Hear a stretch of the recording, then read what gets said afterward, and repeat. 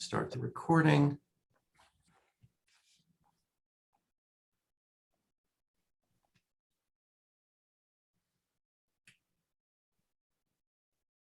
Welcome everybody to today's town hall, the Pikes Peak Community College town hall about our new protocols dealing with testing for COVID-19.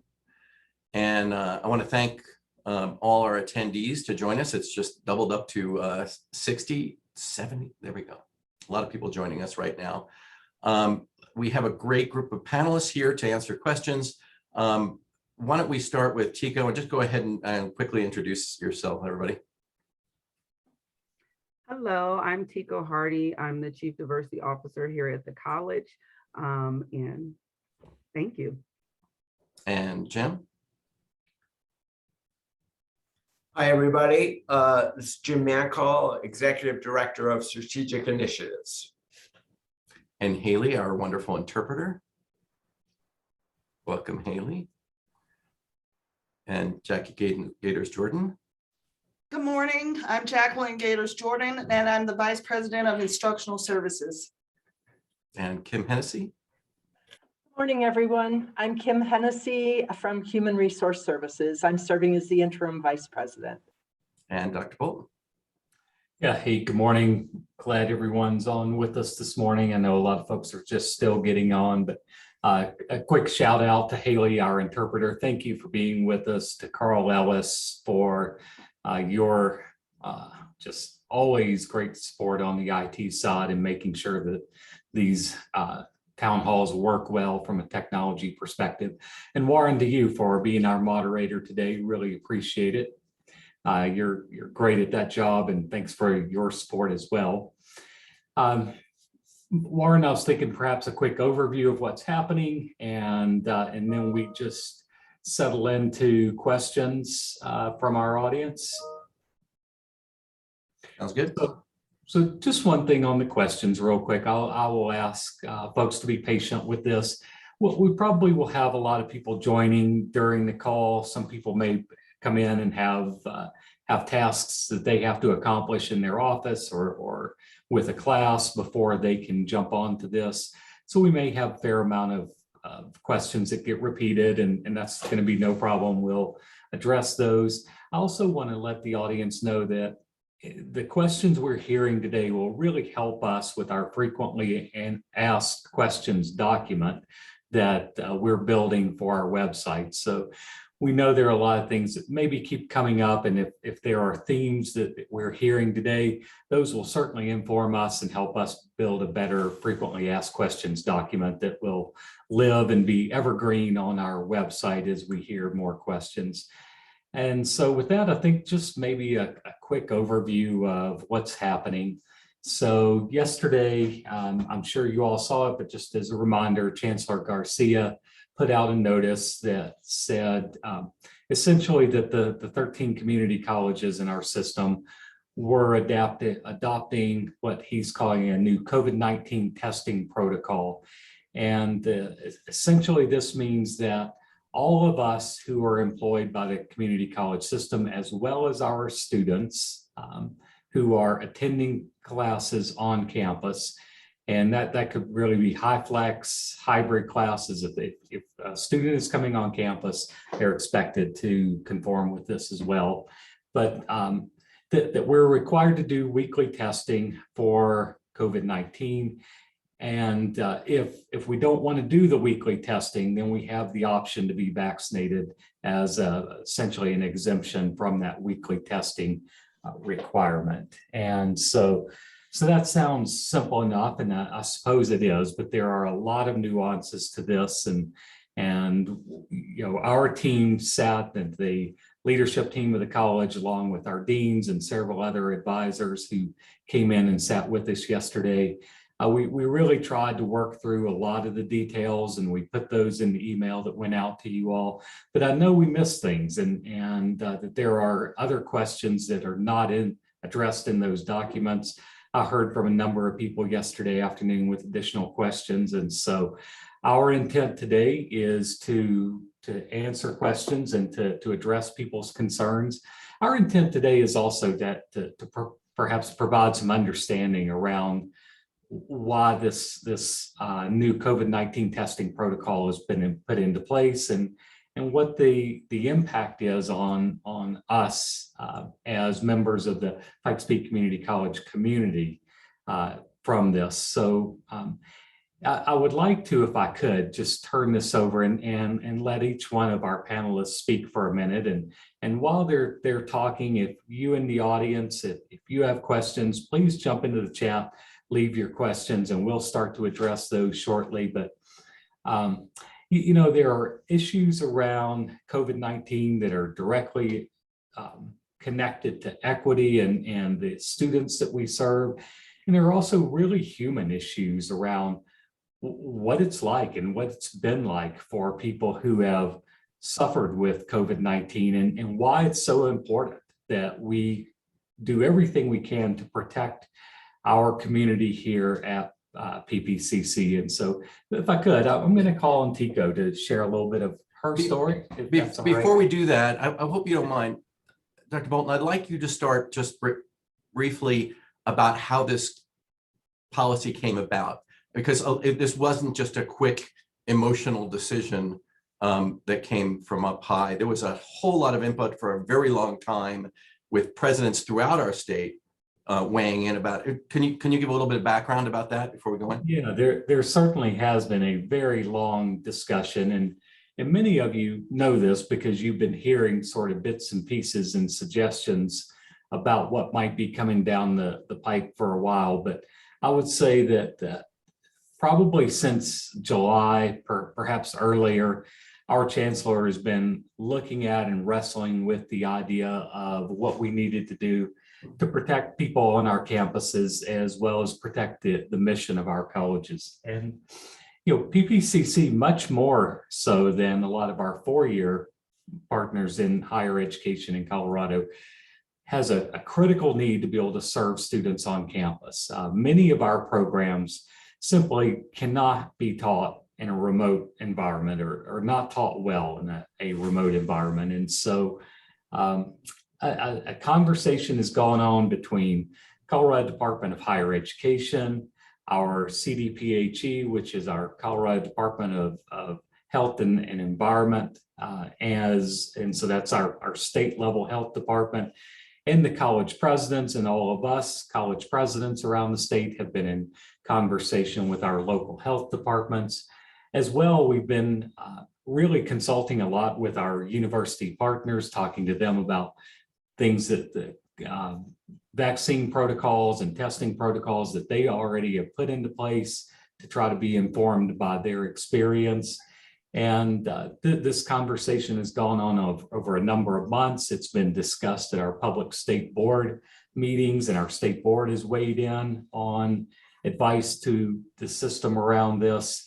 And I think that as we approach cold and flu season, as we look at where we got big spikes in illness last year, the chancellor became increasingly convinced that we needed to do this, and we needed to do it in a timely way. One of the driving factors around the timing was to get this notice out in time for students to be aware of this requirement and be able to make choices about what classes they would take as a result. So, you know, certainly our students, those who have online and remote options, you know, they might decide to take a different class, to take classes, for example, off campus instead of on campus as a result of this. And so I know that the chancellor was very concerned about the timing of this. So there was a great deal of forethought and a great deal of conversation, and also some sense of urgency around getting this out in time for people to make good decisions. And as we head into the holidays, you know, we certainly know from last year that we saw very large spikes in illness around that time. And I think the chancellor is just very concerned about what winter season would portend for the virus, and how we should be positioning ourselves to protect ourselves from that. Great overview, as well as transparency about how this started. I appreciate that. Yeah, Tico, let's talk to you for a moment about, you know, your perceptions of where we're going with this, and maybe even some your personal experience with COVID. Well, thank you, Warren, for the opportunity. I think I want to talk just briefly about my direct experience as it pertains to COVID-19, the personal impact, and then how do I feel that we can be supportive to one another. So, as COVID was coming down the pike, my mother got sick. She was sent to the hospital and was really struggling. But at that time, hospitals were limiting family members that can come in. And so as I was preparing to travel to see her, I started feeling sick. And when I went to the hospital, I found out that I had COVID. And one of the things that I feel like saved my life was, instead of me being intubated at the hospital, they sent me home on oxygen. And then as I was home, probably about 6 to 8 weeks on oxygen, I really started to decline. And one of the things I was sharing with the leadership team is I really did not think I was going to make it. So when I'm saying that, I'm truly not saying that to be dramatic. And so during that process, as my mother's health was failing, we had to share this experience with her via Zoom. And so listening to her take her last breaths via Zoom, she pretty much died alone. And so then when you begin to add other things like travel bans, right? As much as I really, really wanted to go, I couldn't have went. There was no funeral, right? Because we were still under very severe COVID protocols. And so when I think about my personal experience with losing my mother, her dying alone, and me feeling like I was going to lose my life, and my kids were super anxious every day. Mom, how are you doing? Mom, how are you doing? Because they just didn't know. And so that is my direct experience. But then also, in addition to that, I have 3 of the 5 high risk factors for people who are considered high risk for COVID and high risk for struggling. I'm considered a long hauler because some things just did not go back to the way that they are. And then, so I start thinking, right, here's my personal experience. Here's how this has impacted me. And I lead with how we can support one another. And I think the primary way that we can be supportive is to view Pikes Peak and our system's response to this crisis as a weapon to save lives. And that is really how I view what we're doing. I'm doing everything that I can. I'm wearing a mask. I've been vaccinated. I limit my exposure to large crowds, but that is all that I can do. And so when I look at what we're thinking, what we can do is make sure that no one comes to work and potentially loses their life due to a public health crisis. So thank you for allowing me to share. I got to stop there. I got super. Yeah, thank you, Tico. I didn't know this, and thanks for sharing. And Jim, you've been on the front lines of our battle against this, with working with the county public health. What have you seen from students who have been getting the vaccines? And by the way, you've been like Santa Claus out there, right? Giving $100 gift cards. We have been giving gift cards out at our mobile vaccination clinics, and those are arranged by El Paso County Public Health and NOMI Health. And those are clinicians who are working really hard and are stretched really thin, but are really grateful for the opportunity to serve Pikes Peak and have been exceptionally welcoming and grateful for everybody who comes into our clinics to get vaccinated. And our vaccine clinics have been really successful. We've delivered around 420 doses so far. We're going to have some additional clinics on Centennial on October 20th and November 9th, and then at Rampart, October 21st and November 10th, which should help everybody who wants to get vaccinated before the holiday season and make travel and getting together with groups and family much easier. I think, we're all exhausted by this, and we still need to do everything we can to keep each other safe. And I will say that the folks who are staffing the vaccination clinics and students and employees and community members who are coming into the clinics have been really grateful for the opportunity to do it for free, to do it quickly and simply. So I really would encourage everyone, if you're not vaccinated, to take advantage of those opportunities. And if you go to our COVID page, you can get to another page that specifically gives details about the upcoming vaccination clinics. I don't believe we have those times in yet, but they're coming. Yeah, we just got those confirmed yesterday afternoon. Oh, good. Jackie, you've been both touched on a personal level as well as working with the faculty on their struggles with this. What can you share some of your story?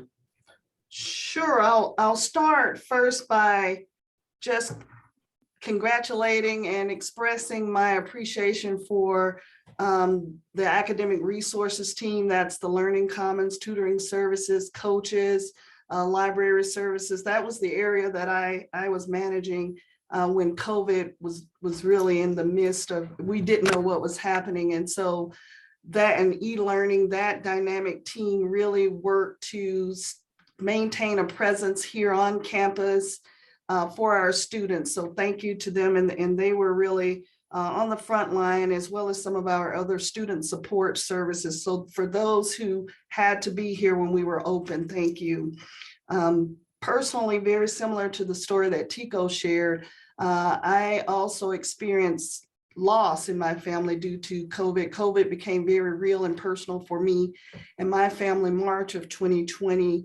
When my father, who was in a long-term care facility, initially it was thought that he had pneumonia, and then it was determined that he actually had COVID, and he actually died while being transported to a hospital that was quite a distance away from where he was, because the closest hospital in that area was just overrun with COVID cases. So he couldn't go to the nearest care facility. He had to be transported. So for those of you who may know Georgia, he was in Dawson. He couldn't go to Albany, which was about 25 miles away. He had to be transported to Columbus, which is where Fort Benning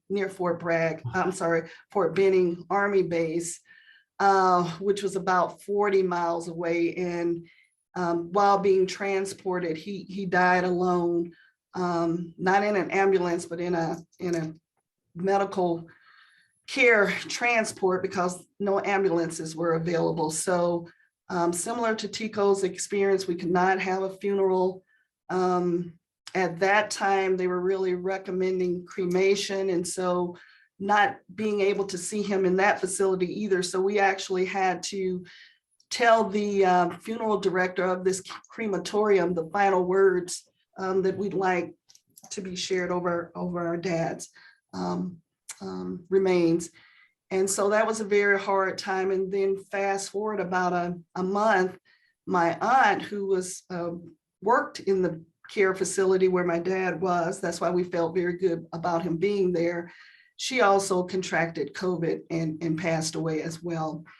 And so that was a very, very hard time and trying time. And I know that there are several, so my voice and Tico's voice is probably echoing the experiences of a lot of our colleagues here at Pikes Peak Community College. We know that there are others who've lost family members and due to this pandemic.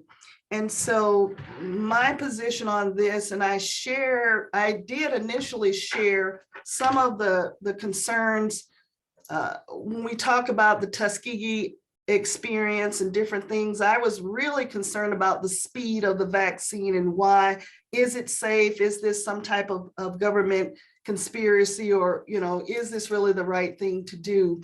But when I weighed the option of not getting vaccinated and thinking about the impact that the COVID virus had on my family, collectively, my husband and I and our family members made the decision to be vaccinated, fully vaccinated at this time.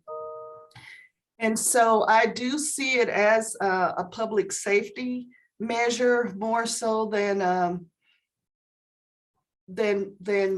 some of the other things that are shared. I'm very respectful of everyone and their opinions and their considerations as it relates to COVID and to wearing masks.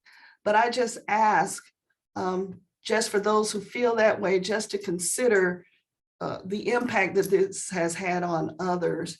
And we have students who just for a myriad of reasons really want to be here on campus. And so if I can wear a mask or get tested or be vaccinated to help my students succeed, our students succeed, and really help to impact their lives in a positive way, then I think that that's an option we should consider taking. I can't tell anyone what to do. We can't tell you what to do. Everyone has to follow their own heart, their own mind, their own dictates and what feels right for them. But when you're considering what feels right for you, just consider others and the impact this has had on others and the impact of our students who are so glad, many of them are so glad. And I know that there are those who, when they heard about, this potentially happening, there potentially being a mandate, some are really, I've heard that some students have really expressed relief because they think, oh, good, that means that we won't be closed during the spring, so we will be here on campus. I'm so glad to hear that. So I just ask that everyone, for those of you who've experienced loss, my heart is with you. I can appreciate and understand or have a sense of your sympathy. For those who are questioning what we're doing, I'm empathetic for your position as well. And I just want you to just think about the overall impact and what it is that we're trying to do. We're not trying to control people. We're trying to create a safe environment. So thank you for allowing me to share. Well, thank you so much for sharing that, Jackie. Gosh, you read stories and we think in terms of numbers, like the 1,000 dead in our county. I mean, it's just the impact is there. But when you hear people who've had personal experience like that, you start putting a face to it, and then it becomes real. And then you see this kind of protocol is not coming from, like you say, a place of control. It really is coming from, I think, a place of caring. Kim, what, as the acting director of HR, what are you hearing from our staff and faculty about this? And we have obviously some questions in the chat we'll get to, but I wanted you to give kind of a look at the employee situation. Certainly, we've had a few questions come in, but first and foremost, thank you to everyone who's uploaded your vaccine cards. Yesterday, we had over 100 uploaded. So thank you, that's tremendously helpful. Yeah. I know there are questions about how are we going to track things? What does this really mean? And this is all in the implementation stages. One of the things that the Colorado Community College system is looking at is a computer system, Qualtrics, that would allow everyone to upload their vaccine information. Once we move to that, we'll still be using our current system until then. It would also allow people to upload their test results. And we're hoping that that will make it much easier to manage.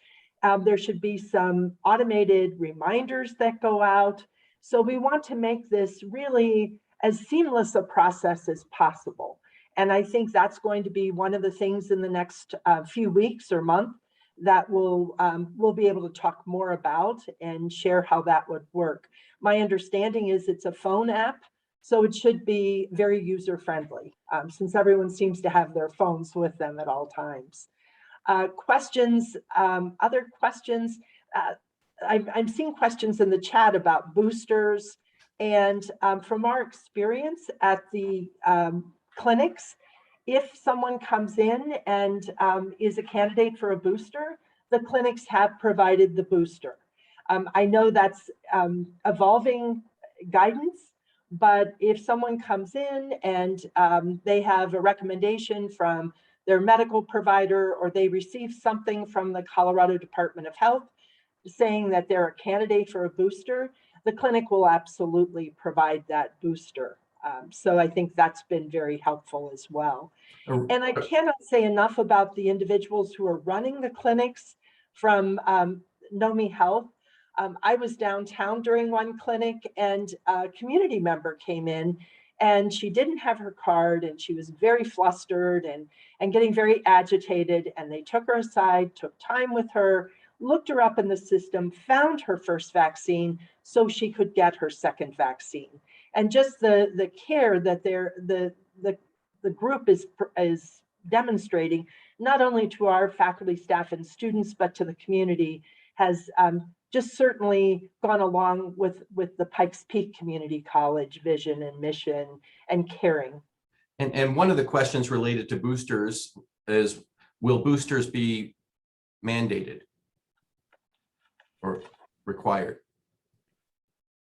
Lance, you're muted. I can speak to that. We don't know. What we're doing around all of our decisions around trying to operate this testing protocol is following CDC guidance. And we would, all of us on this panel and here at the college that are involved in these decisions, acknowledge that we're not public health professionals. And so because we're not public health professionals, we're calling on and really following the guidance of our national resource at the CDC, as well as state and local public health. There is, as I understand it, and I think Jim addressed this in the chat there, and Kim as well, there is an opportunity to get boosters at the vaccine clinics. They are not required. If you look at the CDC's guidance on fully vaccinated, it is 2 shots of the Moderna, 2 shots of Pfizer, or 1 of the Johnson & Johnson. And that's what constitutes fully vaccinated right now. If CDC changes their guidance, I expect that we would stay aligned with them because they are our national resource for public health, and we are trying to follow what they're out there saying. Questions about remote work. If I'm fully remote, do I still have to get tested and or vaccinated? Or if I'm mostly, and I just am coming in once in a while? So students who are fully remote are exempt from this requirement. If they are taking, for example, only online classes or only classes that are remote, they are exempted from this, and we'll be able to have I think a fairly sophisticated tracking system through Qualtrics that allows us to know who's on campus, what type of classes they're taking, and who is responsible for turning in either testing information on a regular basis or vaccination information. For employees, we have a very small number of employees who are really 100% remote, but we do have a few, and those few would not have to follow this guidance either. But I think the vast majority of our employees are expected on campus, if not all the time, at least intermittently. Will home tests, this is from Carla H., will a home test through Colorado State Rapid at-Home Testing Program be acceptable? Yes, they will be. And we're actually trying to work with the state to see if we can get a quantity of these tests that we can make available to employees. Unclear at this point whether that's going to be possible or not. I think there's quite a bit of demand, and it seems like that system is a little bit murky in terms of how it works. A number of us have tried to get the at-home test through the governor's program that he announced a few weeks ago, and none of us have been successful yet, but that may be coming. And if we're able to get those tests and distribute them, we certainly will, and we know that that will ease the burden for people who are choosing testing. Certainly tests are available on the market as well. You can buy at Amazon or at Walmart home tests, for example. But if you choose to do the buying the home test, that cost is borne by the employee, not by the college. A couple of questions I've seen related to the science and, you know, the idea of breakthrough cases. And if the vaccine doesn't keep you from contracting or spreading COVID, you know, why is it required? Why are we not requiring testing of everybody, vaccinated or not? Well, I saw something in the chat asking why why there would be mandatory vaccinations, and there's not. This is not a mandatory vaccination. This is a testing requirement and an opportunity if you don't want to do the testing. The opt-out for that is getting vaccinated, and the reason is that we're following the best public health guidance we can to keep our employees and our students safe, to avoid the kind of stories that we heard as we kicked off here, which are just very, very difficult stories to hear from Tico, to hear from Jackie. And we know that many, many people on this call and across our community have also experienced this type of loss and this type of really terrifying experience with COVID. I don't want to wake up on a morning and find out that someone contracted COVID at Pikes Peak Community College and became very sick or died. And to think that we didn't do all we could to provide a safe environment. And so I think it's our responsibility to do all we can to provide a safe environment, while also being respectful of people's beliefs and people's understanding of this illness. And this is why we're leading with testing and saying there is no vaccine mandate here. There is a testing requirement, but if you don't want to do the testing, vaccination is a way to not do that. I was going to say too on that, the way my doctor explained to me about being vaccinated, especially since I was immune compromised, he said, so if you don't have the vaccination, we know that this particular virus hits the respiratory system very hard. And he said, so if you are ready, so let's just use asthma. He said, you already struggle with breathing.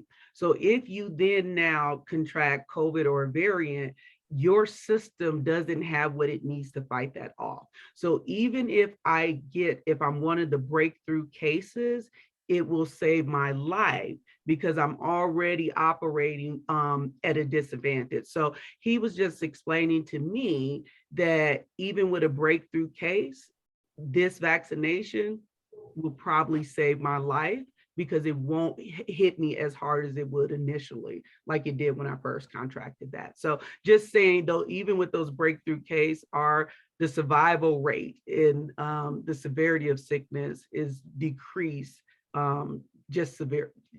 Anyway, you guys get what I'm saying. Thanks, Tico. A lot of people have already asked, at least on Facebook, about are we going to continue to have a mask requirement, face covering?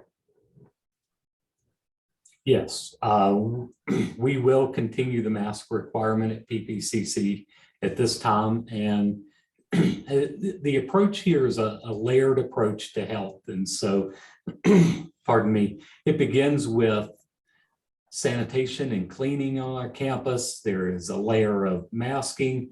There's now the layer of required testing and vaccination. Yeah, so we're trying to layer all of these different approaches on top of one another to provide the safest possible environment. From Elsa Diaz, why is PPCC going to pay for tests, or are the tests free to the college? If the tests are paid by the college, why should the process be a burden on the college, not the individual?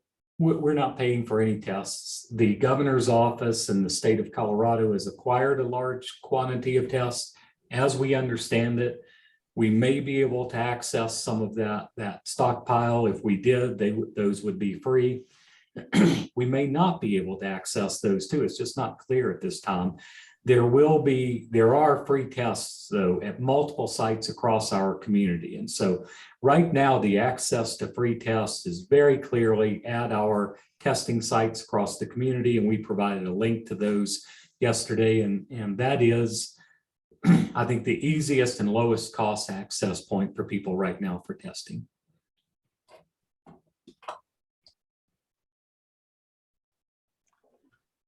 I saw an earlier question that I wanted to address, Warren, Yeah. from Christy Callahan, but others are probably wondering this too. And I just want to affirm, if you have already uploaded your vaccination card, no further action is needed. This will be cross-referenced with our people on campus and employees. And so you're done. Everything you need to do is already completed. And if I could add to that, we've been working diligently on making sure we have verified all of the entries into the voluntary vaccine registry. My hope is, as we get that to its completion, we'll be able to send emails confirming that we have everything. So we're still working on all of the uploads. And again, thank you. Warren, I also saw a question about exemptions. Yes.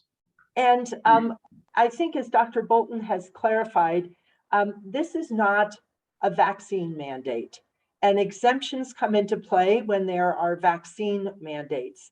This is a testing protocol, and it's a choice.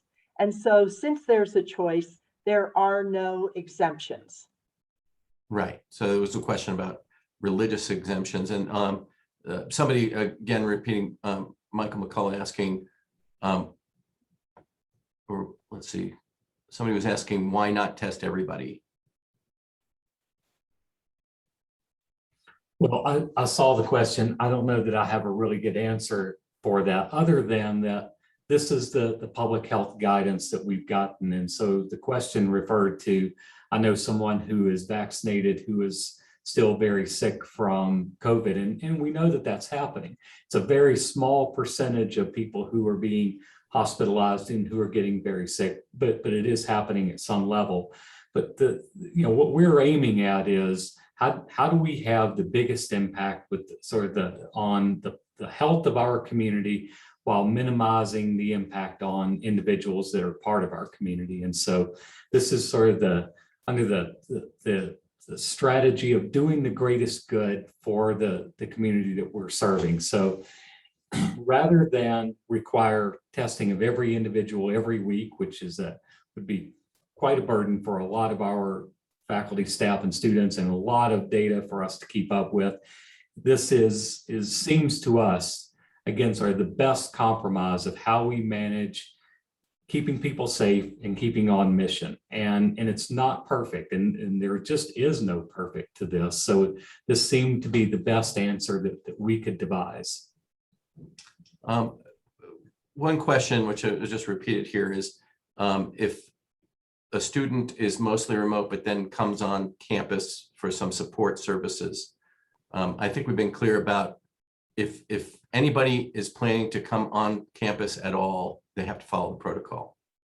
So would you mention, Warren, what the signage on our doors will be?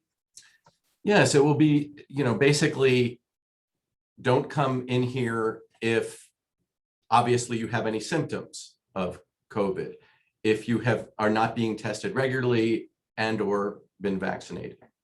So, I mean, right. that will obviously be directed to everyone, including visitors that are coming. We want this entire campus environment to be as safe as we can. And I think that's going to be happening. Somebody was asking a question, Kim, about can we speak to privacy issues? Can we stay on this for a second? Yeah. Because questions are coming in about it, and I just want to be clear about it. So just for example, if you take the Aspen building here at Centennial Campus, I think we have 98 doors into the Aspen building, and we're not going to man all those doors. We're not going to have somebody there to check a list. We're not going to have public health professionals working at those doors to be able to look up each person coming in and see if they're have been tested this week or if they're vaccinated. So there's going to be signage up. We're going to create a culture and an expectation that people are following this, but there's not going to be enforcement of that. There's not going to be somebody guarding each door to make sure that every person who passes through that door has been vaccinated or has been tested within the last week. The effort here is really, again, around doing the greatest good for people and sort of aiming at the largest possible opportunity to improve public health on our campus. But we know that there will be people who are coming onto campus, visitors coming onto campus, perhaps people coming to enroll. We don't know what their status is. Certainly they will be expected to follow the mask mandate, that we do know, and we can see that part of it. But enforcement is not our goal. Being punitive is not our goal. A better health environment is our goal. Kim, can you respond to the issue about privacy, about my health information? Absolutely. The vaccine cards that are being uploaded are only visible to the pandemic response team.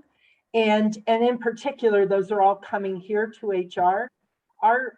We are merely recording, making sure that we have the verification of the card. We've had a few where perhaps the upload was not successful and we reach back out to get that upload.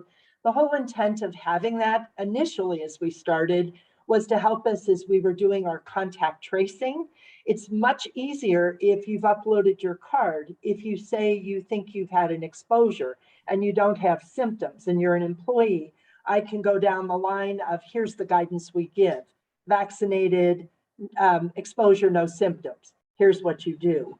So that's the purpose we had been using that information for, but we will merely transfer it over to Qualtrics. So you will be identified as a person who's vaccinated and not receive the reminders for testing. But we have that housed and we are protecting everyone's privacy. Please know that. You know, and as we're talking about our previous protocols about tracking and tracing, we should mention that we are transitioning away from that, some of those protocols. Does anybody, Dr. Bowen, you want to take over that? Sure, we have both from our human resources area and our Dean of Students, Donna Haynes leading, and Maria Mesa really alongside with that work. And we've hired a lot of people to help with the contact tracing, or at least some people to help with the contact tracing. And the effort has been enormous. If you're following these weekly dashboards, you know that as we manage 15, 20, 25 cases, new case reports each week, alongside those 15 to 25 positive reports each week are hundreds and hundreds of reports that are being dealt with. And those are everything to, I have symptoms, I'm going to get tested, and then maybe later we get the test results, to managing communication with classes and work areas where someone who has been positive has been.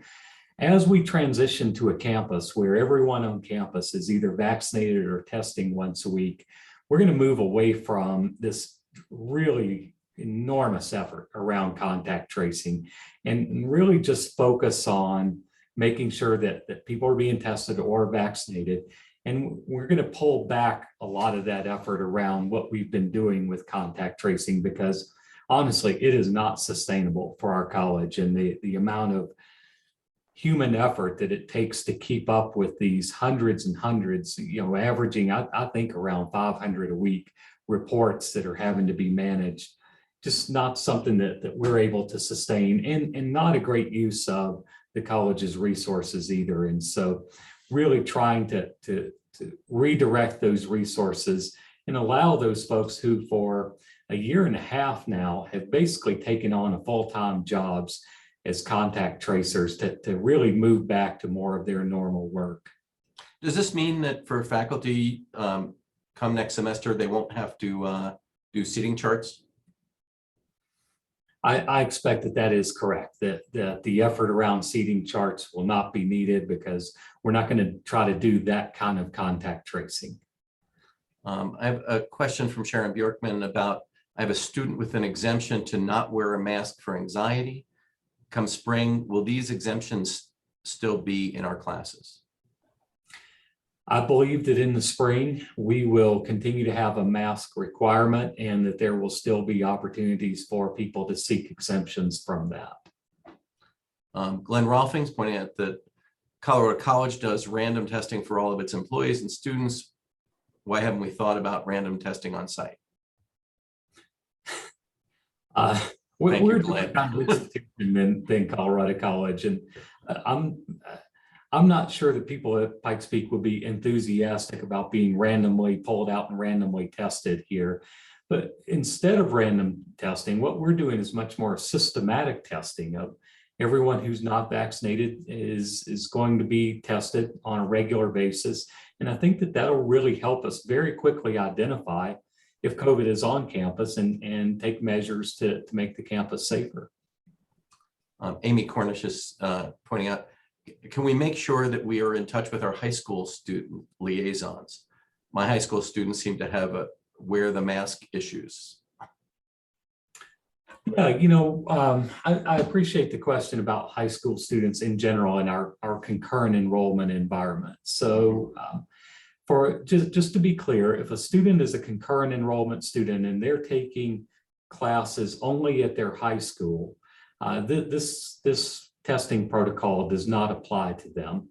For concurrent enrollment students who are coming on to campus, this testing requirement does apply to them. And certainly we will be in touch with our high school partners, making sure that they're aware of this requirement on campus. And I will say that as we've seen these fairly large numbers of positives at Pikes Peak over the last few weeks, many of those cases have come from concurrent enrollment students who are attending class on campus here at Pikes Peak. And so really important to us that we communicate well and that we have cooperation and understanding from our concurrent enrollment partners around this. I believe we've already answered this question. Are there religious exemptions from testing protocol? No, there are not. There are no exemptions from the testing protocol. And some of this is still being worked out. We talked about Qualtrics. If a student uses a home test, how will they submit results? We're working. There was a question earlier about home testing and how we'll verify that. So I just want to mention that we don't quite have everything worked out and know exactly what it's going to look like, but we believe that every one of these tests comes with a specific code. It could be a QR code or some other code on the test, and that people will be able to upload specific information about each home test that they're doing. And so we do anticipate that there will be good ways to verify that the tests are current. I have a question from Deidre about, can you talk about what the faculty responsibility will be for making sure students are tested or vaccinated in the spring?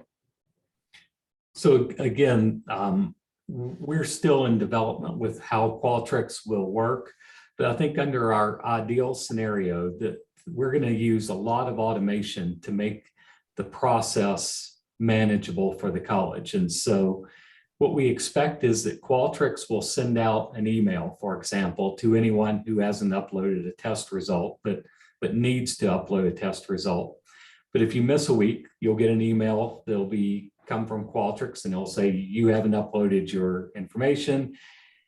You need to do that within the next 3 days. If they still don't do it, there might be another email. If they still don't do it, there might be a third email that says, until you upload your testing information, you're suspended from being on campus. And ideally, that would then also go to all faculty members who have that student in class.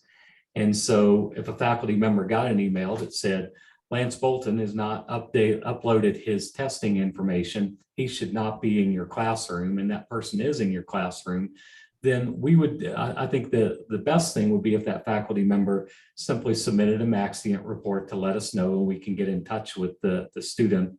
But we're really counting on a high level of automation with this process to make it work. And so Qualtrics should be able to send that information directly only to the faculty members who need that information.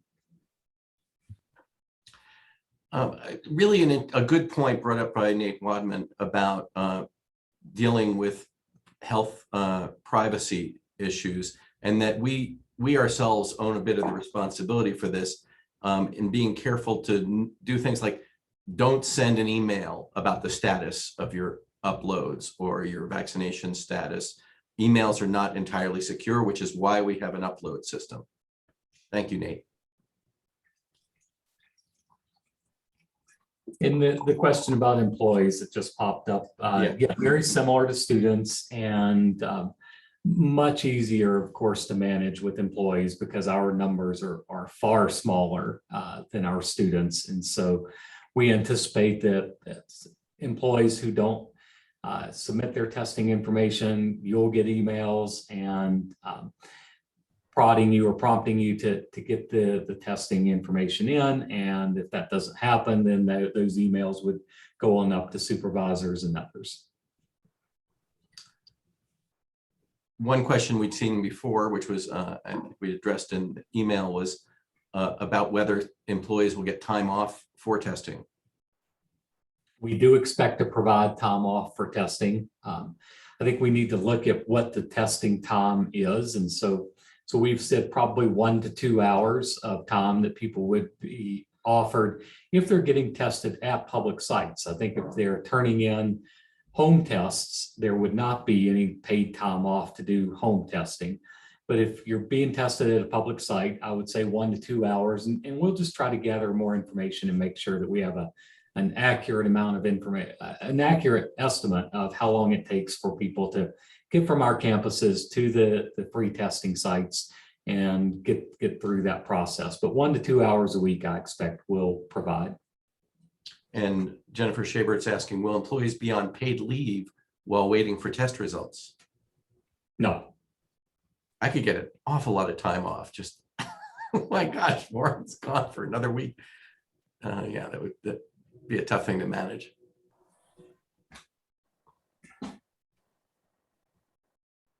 So from Gail, some students are abusing the generosity of teachers to use Zoom when students are staying at home and not coming to class. A problem that I've been having is exam day. I will not give a test over Zoom anymore because I'm doing in-person classes and therefore in-person exams. How will the faculty and instructors be protected from disgruntled students that have figured out how to beat the system?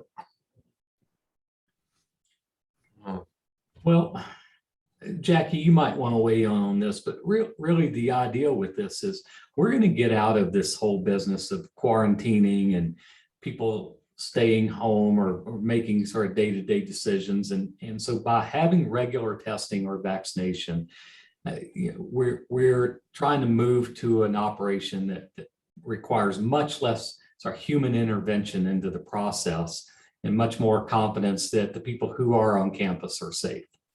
Jackie, do you want to add anything? Yeah, I agree. And that's a great question. I think when we went to remote or even having the high flex options, that's always a concern, right? That students will try to abuse the generosity and really trying to abuse the safety measures that we have in place. So I don't think we'll be able to eliminate that concern entirely. Because there will be some students who may genuinely need to be out. I would say just follow your normal makeup test process as you would if any student were sick. But if you choose not to give a test over Zoom, that's your prerogative. But there might be some students who, in Gail, we could talk about this more offline if we need to, in the event that if there is a student who does need to be off site for some reason, there might need to be some exceptions there. But I mean, your class, you kind of can get the feel of the students. And if you're saying, on this day, we're giving the class in person, you have the and with the protocols that we have in place now, there should be less concern about coming on campus as it was, say, maybe this time last year. So I would say follow the protocols that you have in place for if a student missed, if they had a cold or flu or stomach ache or whatever, just follow those normal makeup requirements that you currently would follow in the case of any illness. Matt Radcliffe has a good point. If anybody's nervous about the test, it's no longer getting stabbed in the brain with that horrible giant Q-tip. They just tickle the inside of your nostril. Free testing sites at Chapel Hills and Citadel malls. So it's a lot easier than it used to be. Eva McCumber is saying, doesn't natural immunity fade out faster than vaccine immunity? It also has been shown that more than a third of infections do not result in protective antibodies. And lastly, natural immunity is less than half as effective than immunizations.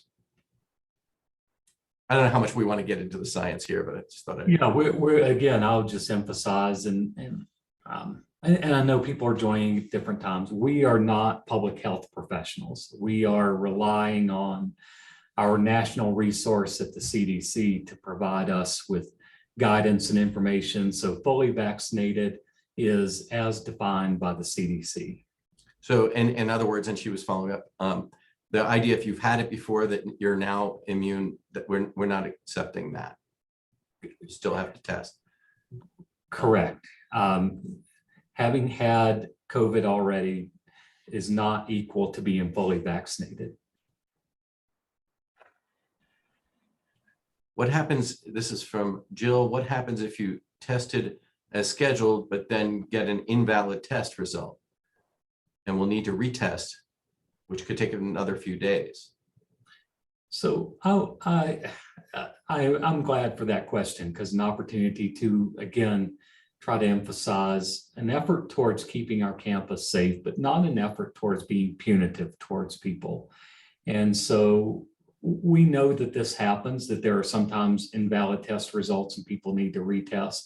I think what would happen in the case that Jill raises is a person would go ahead and upload and let us know, well, I was tested, but the result was invalid, so I'm getting tested again.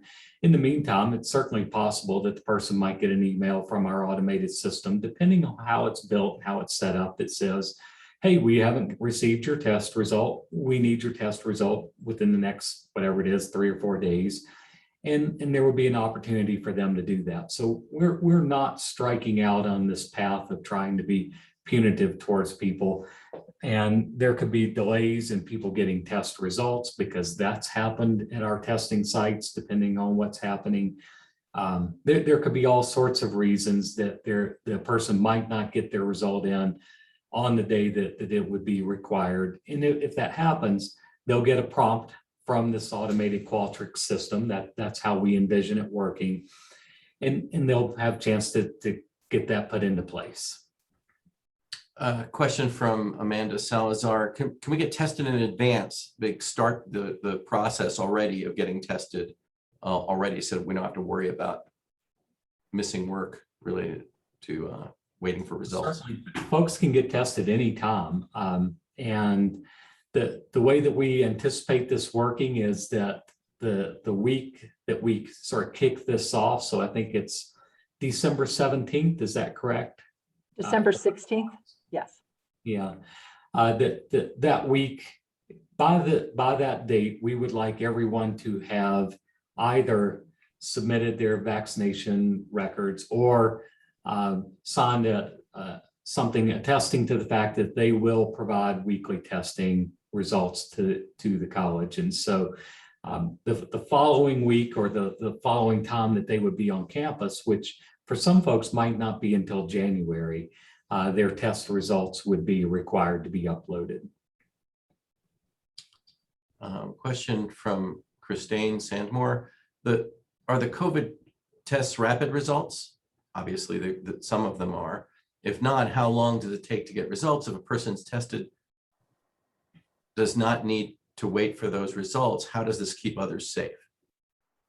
In other words, somebody could have a positive that they haven't gotten results for yet, and they're putting other people at risk. Isn't this a hole in our system?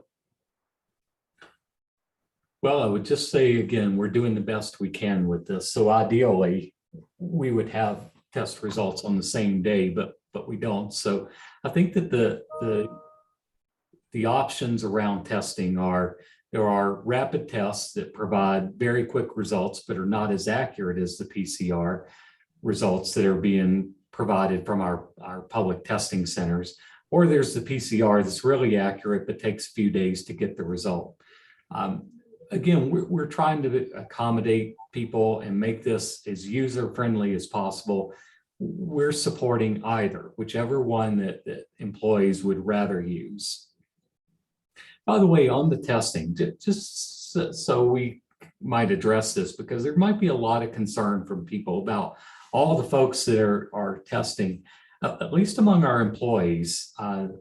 Data from the state public health department suggests, and we don't have it by person, they just provide us with a big data snapshot, says that about 85% of our employees are already vaccinated. So we have about 15% of our employees who now have choice to either become vaccinated or to test. And for those who choose to test, we want to make every reasonable option available for them to do the testing. There was a question that we've answered a couple of times, but I want to circle back to it because, again, I know people are joining at different times. The college is not paying for the testing. The state has acquired tests. We might be able to get some of those tests that people can take home and use. The free testing centers at Citadel Mall and Chapel Hills and Mall, and as well as at Walgreens and different places around our community. The college is not paying for any of that. Those are all funded either by the state or federal government. And a related question about that was, do you have to show symptoms before you'll get that free test? And my understanding is no, because people are getting free tested all the time to travel, to do all sorts of things. So no, you won't be turned away just because you're healthy.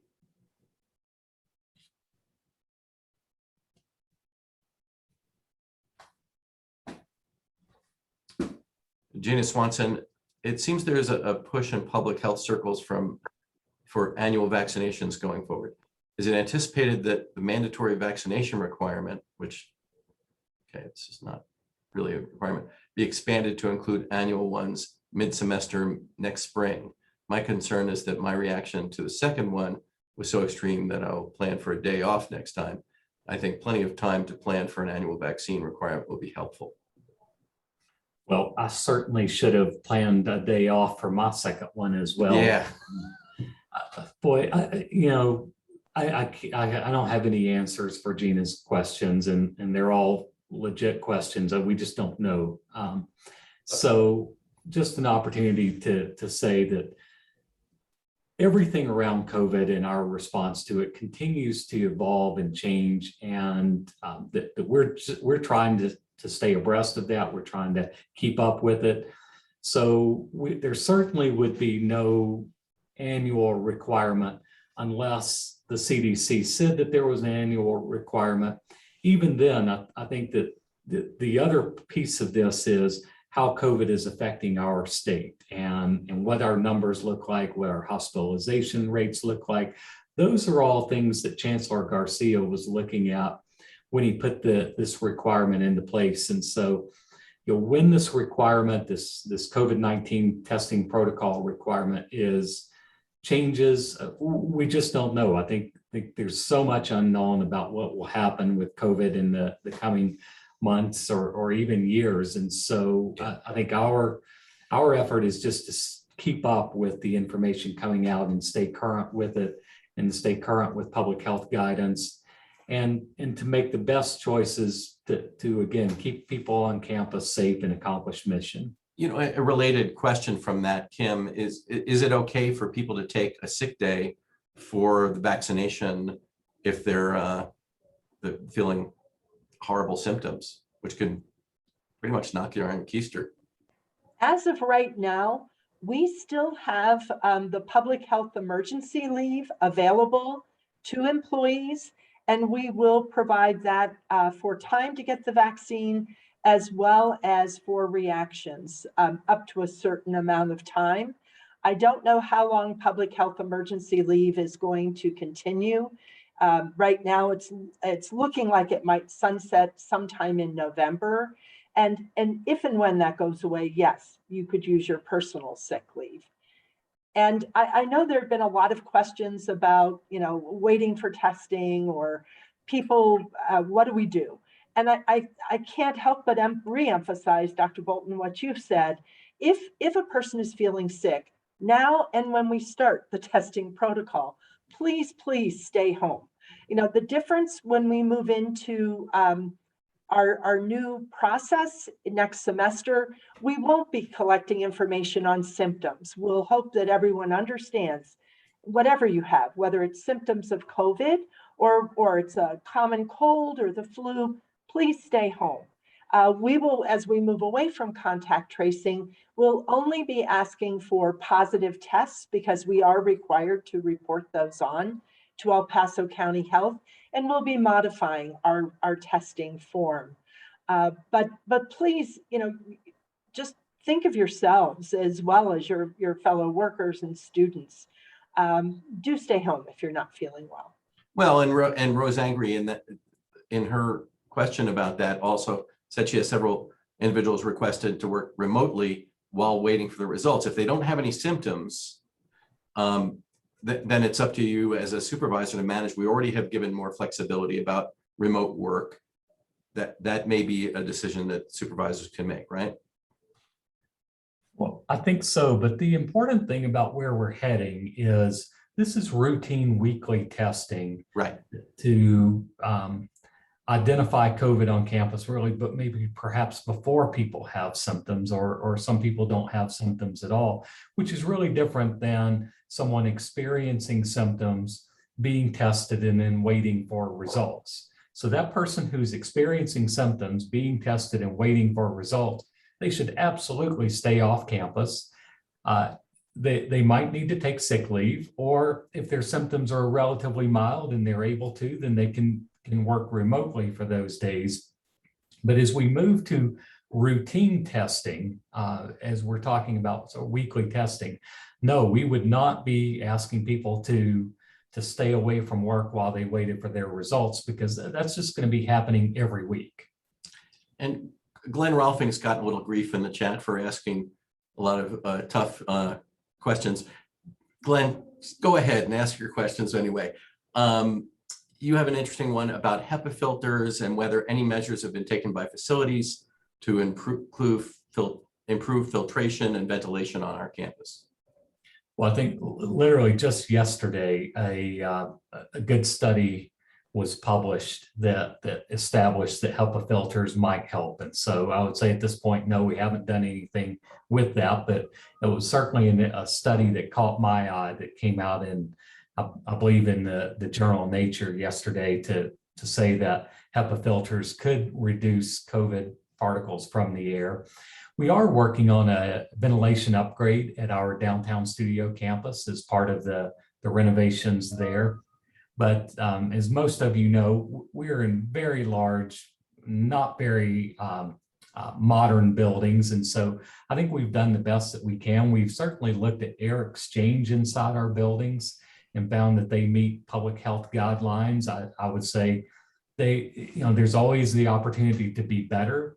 But as of right now, I think the air exchange rates in our buildings did meet the guidelines from public health. And we did do a fairly serious examination of that about a year ago. I don't remember the numbers or data, but I do recall that we were able to establish that we were in compliance with requirements there. So I wanted to mention to Selena, noted that some places are requiring or asking for a doctor's note. That certainly may be true, but the large free testing sites and their drive-through and they're super convenient. The places like Chapel Hills and Citadel, as well as I think many of our local pharmacies. Walgreens, people are pointing out, is really easy. Yeah, and they are not requiring a doctor's note. So I would say take up these public health offered testing sites because they're just trying to make it super convenient for people. And Matt Radcliffe points out, I've gotten tested weekly since the first week of August and haven't found it very disruptive and enjoy the extra peace of mind it provides. Just wants to keep everybody around him, and he's somebody who has been vaccinated. Thank you for the link in the chat for the COVID testing, at-home testing.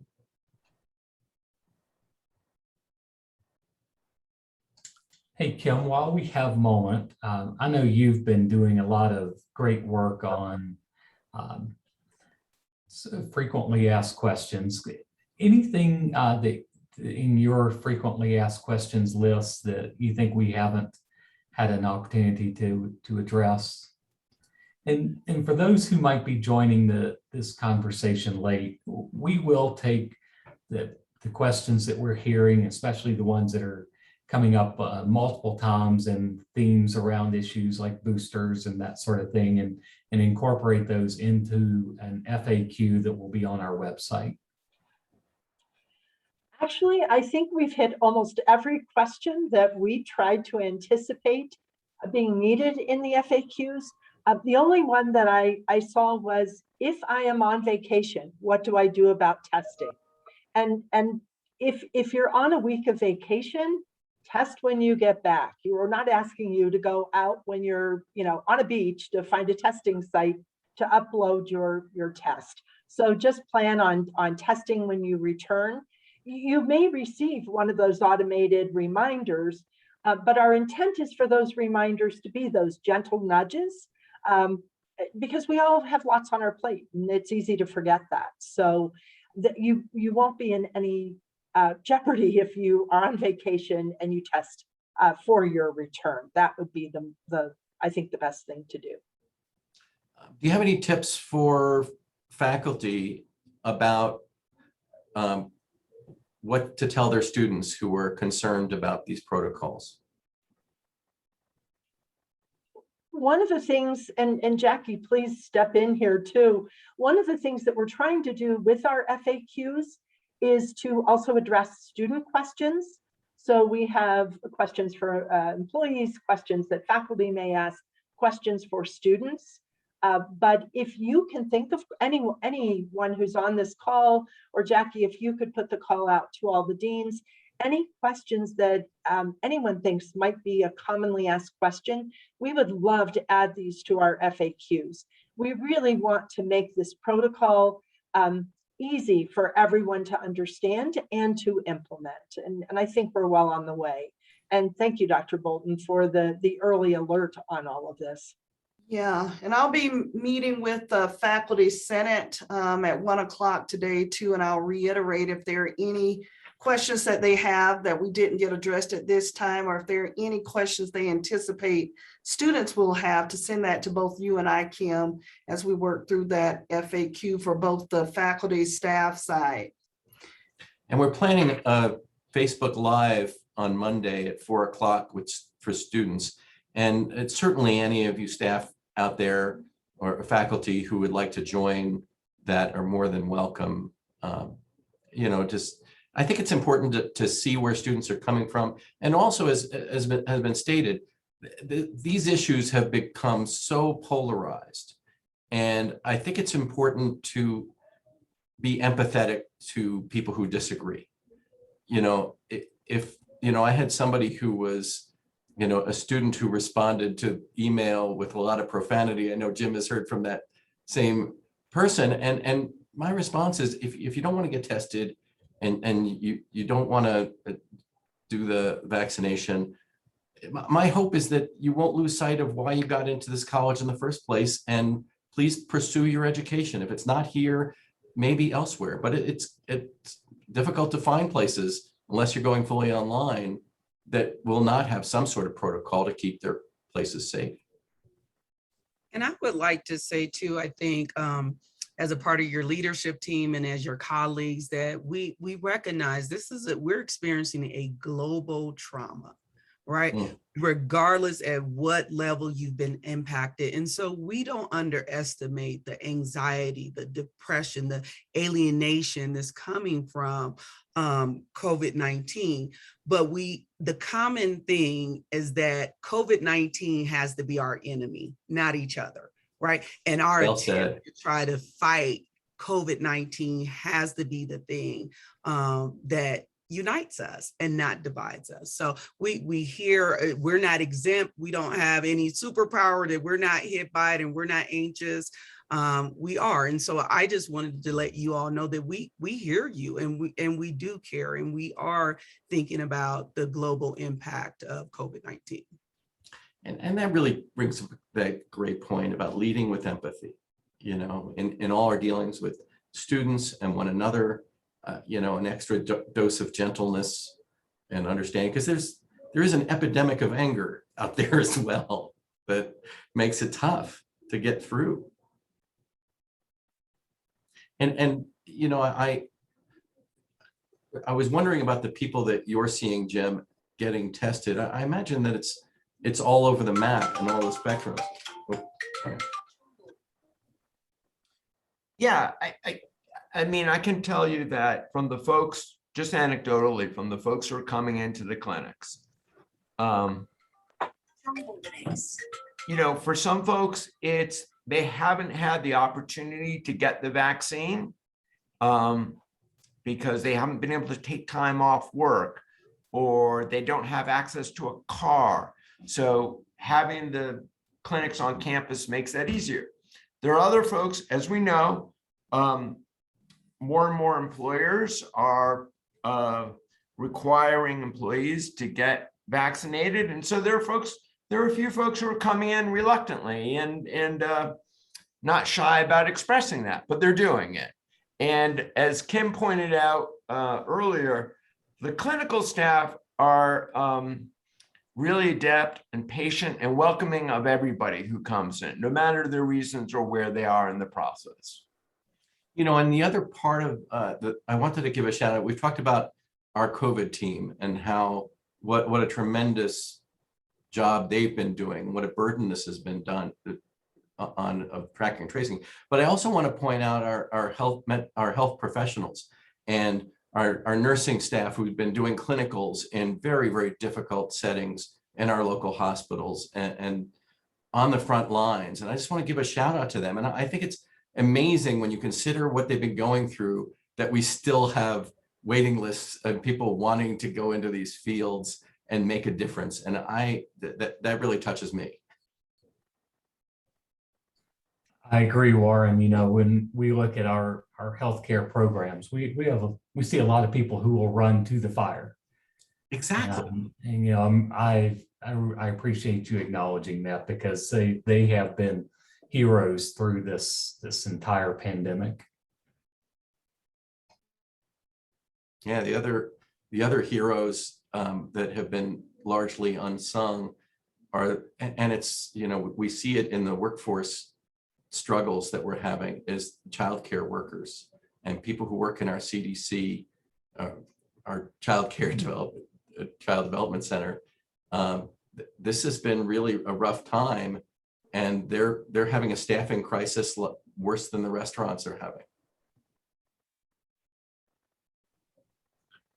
Carl, we'd like to give Haley a break. Can you see Jeannie, who's asking to be added to the panel, so she can give Haley a break here? We have a nice note from Deidre on a positive note.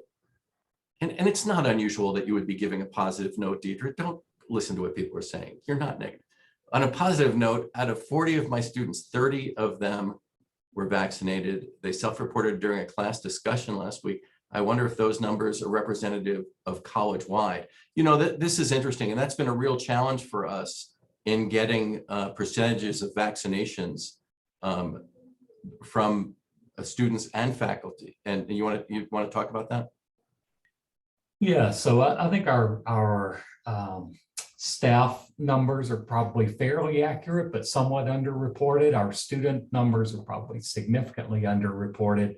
So what we know from, again, from Colorado Department of Public Health is they're saying that almost exactly 50%, 49.5%, something like that, of our students have already been vaccinated. However, missing from their data is anyone who has been vaccinated at a Department of Defense site, a military base.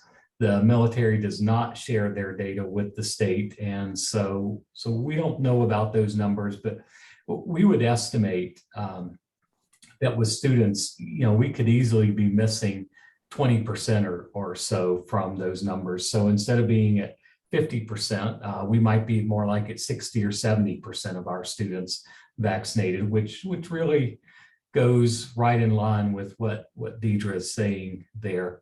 And On that note, just a reminder that one of the things that we'll be doing with students is considering in January that active duty military are vaccinated, because clearly the military is has made this a requirement for their members to help, I think, to help keep our nation safe and to keep our military at a high state of readiness.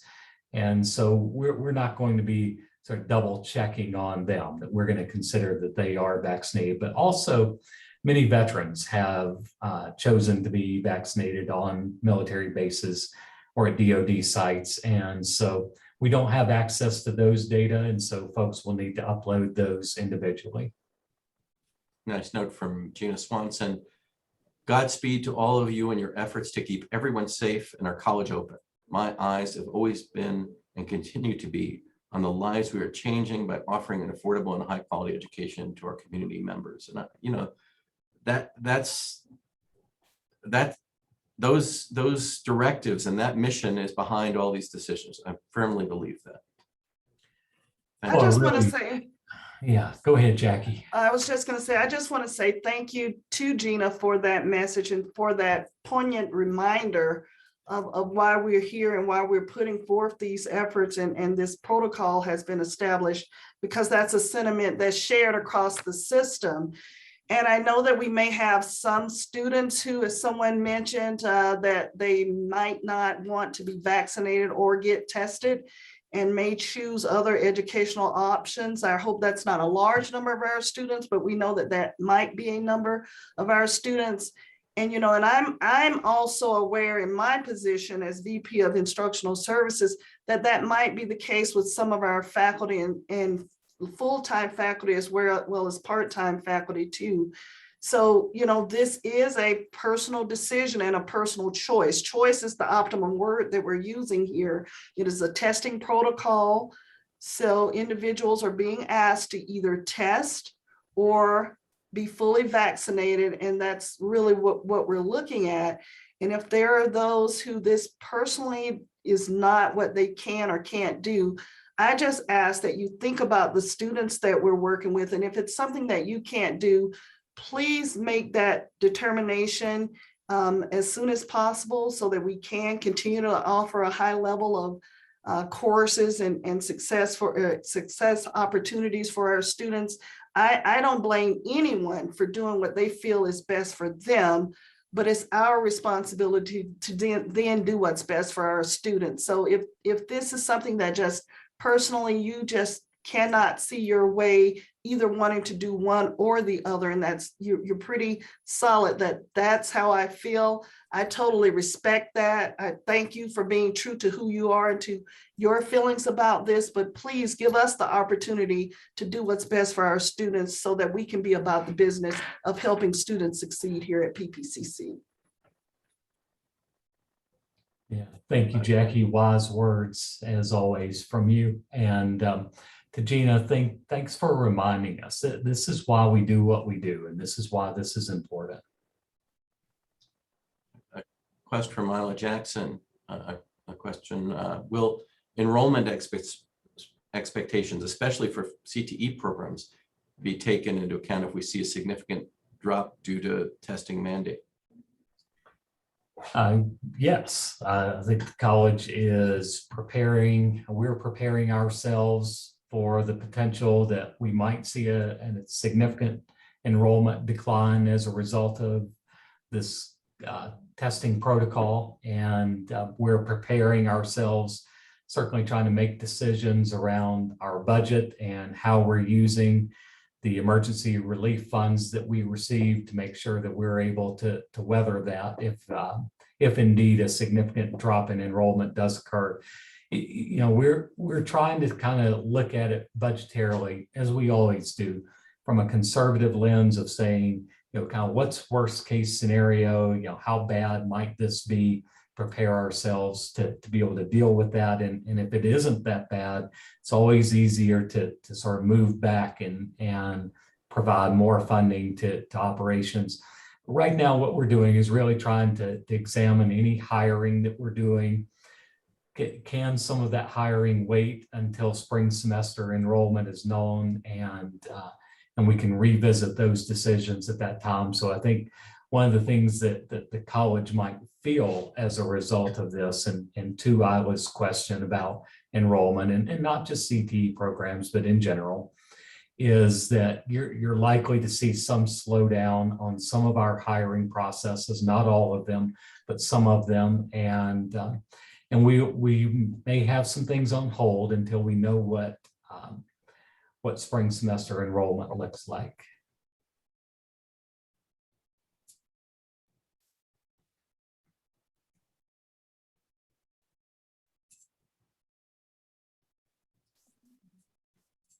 Well, I want everybody to know that we will continue to take your questions. If anybody would like to email me directly, warren.epstein@ppcc.edu. You know, a lot of these questions that everybody's been asking will help reshape and add to our FAQ. As Dr. Bolton had said earlier, we don't have all the answers yet, especially about the technical aspects of how this will be managed. Still taking shape, and I know it's hard to ask everybody to be patient about that. But one of the things that we really wanted to do with this early announcement was give students the opportunity to make decisions about how they want to take classes. If they don't want to do this, want to just do online classes or what. The last thing we wanted to do was to spring this at the last minute on everybody. Thank you to our new interpreter, Jeannie. It looks like we're not going to have a lot of work for you because we're getting ready to wrap up here. Dr. Bolton, do you have any last thoughts on this?